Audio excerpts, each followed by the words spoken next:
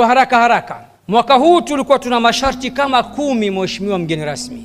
Sharti la kwanza tulisema mabinti ndio waje kuwaombea hao waume zao watarajiwa, na wanawake walijaa sana ofisini kwa sababu baadhi ya vijana wanawawekea usiku mapenzi ya miaka 2, 3. Binti ataka kuolewa, bwana anamwambia sina uwezo.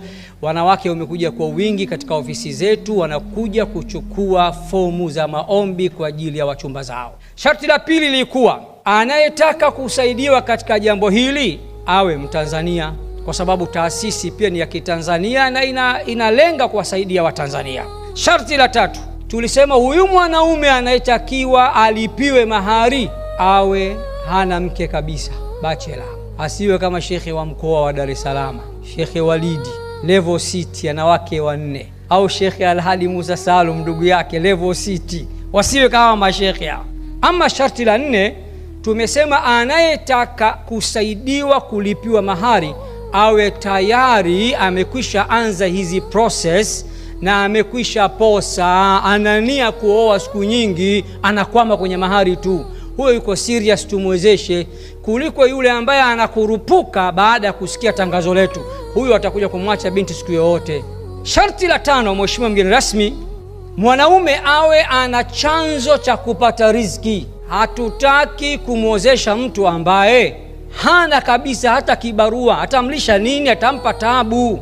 Tukaja na sharti la 6, mheshimiwa mgeni rasmi, anayetaka kusaidiwa na taasisi Al-Hikma Foundation awe amechukuliwa fomu na mwenzake na aijaze na airejeshe. Sharti la 7, awe amefanya usahili, kwa sababu tulikuwa tuna usahili. Tumegundua kupitia katika interview mbalimbali na usahili mbalimbali, baadhi ya vijana wana matatizo ya akili, hatuwezi kumwozesha, tunawapiga chini. Na niliona tangazo la Profesa Kabudi kwenye mitandao ya kijamii kwamba sasa hivi 35% ya vijana wanavuta bangi, wamedata. Sasa katika interview, mheshimiwa mgeni rasmi, unazungumza na mtu unamwona maskini bwana, kumbe mgonjwa wa akili. Sasa hatuwezi kumwozesha. Sharti la 8, mheshimiwa mgeni rasmi, awe tayari ndoa yake ifungwe pamoja na wenzake kama hivi leo. Ambaye hatakuwa tayari anataka akaolee katika msikiti wake maalumu au nyumbani kwake au kijijini kwake, huyu ameshindwa katika jambo hili. Sharti la 9, awe amethibitishwa na imamu wa msikiti anaotokea, aseme huyu namjua, ampe barua, au mwenyekiti wa serikali za mtaa anapotokea. Mwisho tukasema ya kuwa wali, baba wazazi, baba mzazi wa mabinti au baba wa wazazi wa mabinti